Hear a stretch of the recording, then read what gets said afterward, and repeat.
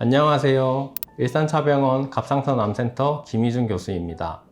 오늘은 갑상선 검진 방법과 결과지 용어를 해석해 드리겠습니다.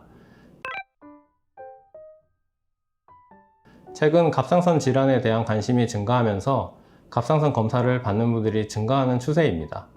갑상선 검사에는 혈액 검사인 갑상선 기능 검사와 갑상선 초음파 검사가 있습니다.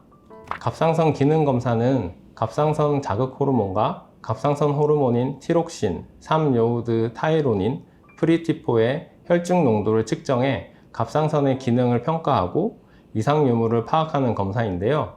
각 항목의 정상 수치 범위는 왼쪽에 나오는 표와 같습니다. 정상 범위는 성별, 나이, 임신 여부 등에 따라 차이가 있을 수 있으므로 검사를 시행하는 병원의 참고치를 사용해 전문의와 결과를 상담하는 것이 가장 정확합니다. 갑상선 호르몬이 정상보다 낮은 데 반해 갑상선 자극 호르몬의 수치가 정상보다 높다면 갑상선 기능 저하증을 의미합니다. 이땐 피곤하고 추위에 예민하며 얼굴, 손, 발, 부종이 생길 수 있으며 머리카락이 푸석푸석해지고 잘 빠지는 등의 증상이 있을 수 있습니다. 반대로 갑상선 호르몬이 높고 갑상선 자극 호르몬 수치가 낮다면 갑상선 기능 항진증으로 진단됩니다. 갑상선 기능 항진증이 있으면 체중 감소, 가슴 두근거림, 손 떨림, 불면증 등의 증상이 나타날 수 있습니다. 종종 갑상선 호르몬은 정상이지만 갑상선 자극 호르몬 수치가 높게 나오는 경우가 있는데 이는 갑상선 호르몬이 부족하지만 갑상선 자극 호르몬에 의해 겨우 정상을 유지하는 무증상 갑상선 기능 저하증입니다. 모든 갑상선 질환은 약물 치료가 시행되는데요. 일산차병원에서는 검진 결과 이상 수치가 나왔을 경우 바로 갑상선 암센터로 연계돼 빠르고 정확한 치료를 받을 수 있습니다. 이유 없이 음식을 삼킬 때나 대화할 때 목에 이물감이 느껴지거나 답답한 경우, 목을 만졌을 때 혹같이 딱딱한 게 만져지는 경우, 또는 갑상선 기능 검사에서 이상 수치가 나왔을 경우 갑상선 초음파 검사를 받아야 합니다. 갑상선 초음파 검사로는 갑상선 결절이라고 부르는 혹을 집중 관찰합니다. 우선 결절 내용물이 액체로 된 물혹인지 딱딱한 고형인지 확인하게 되는데요. 확실한 물혹이라면 암일 가능성은 없습니다. 하지만 고형 결절이라면 결절의 크기, 에코 음영을 포함한 결절 모양에 대한 추가 확인이 진행됩니다.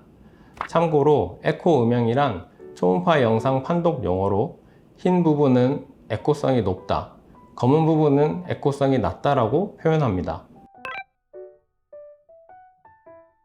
일반적으로 갑상선보다 짙은 색을 띠는 저에코성 결절인 경우, 결절의 경계면이 가시 모양으로 삐죽삐죽 튀어나와 있는 경우, 결절이 가로보다 세로가 더 긴 경우, 미세 석회화가 있는 경우라면 갑상선 암일 확률이 높습니다.